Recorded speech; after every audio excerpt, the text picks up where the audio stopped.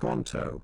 Squanto, better known as Tisquantum, lived a life of abduction, survival, diplomacy, and betrayal. His tale is no historical footnote buried in a dusty textbook. It's a vivid kaleidoscope of cultural collision, human resilience, and the steamrolling force of colonialism. Through his journey, we glimpse liberty, unintended consequences, and the tangled mess of coexistence in a world being violently remade. Born into the Pawtuxet people in what we now call New England, Squanto grew up in a land untouched by European steel, gunpowder, or smallpox. His world thrived on the rhythms of indigenous life until 1614, when that rhythm was shattered. Enter Thomas Hunt, an English trader with the ethics of a two-bit pirate and the empathy of a tax collector. Hunt abducted Squanto and others, dragging them across the Atlantic to be sold into slavery in Spain. That should have been the end. Instead, it was the beginning of a long, improbable arc. Squanto escaped captivity, made his way to England, and learned the language of his captors, possibly picking up a taste for tea and sarcasm along the way.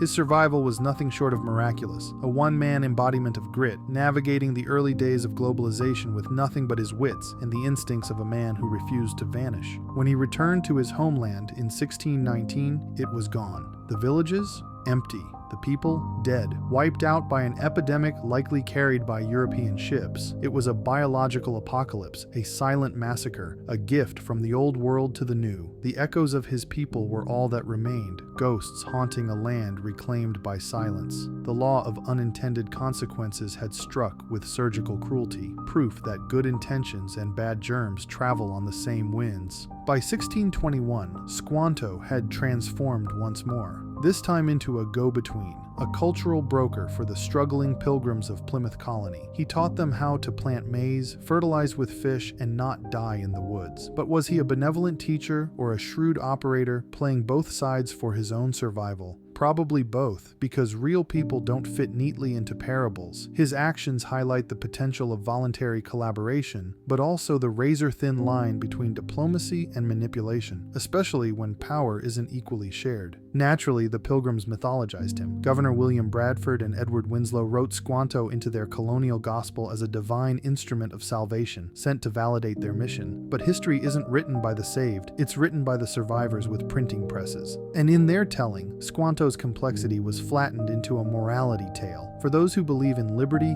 dignity, and individual agency, his story urges us to challenge the monopoly on historical narrative and amplify the voices that were left out.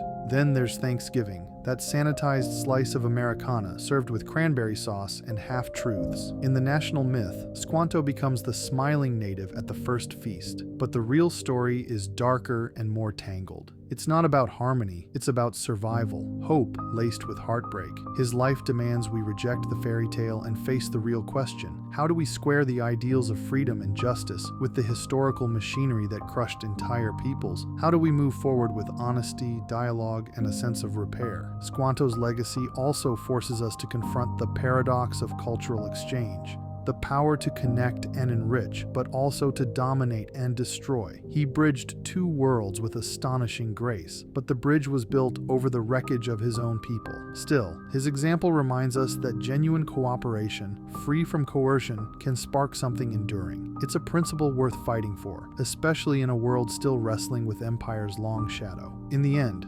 Squanto's story isn't a neat narrative.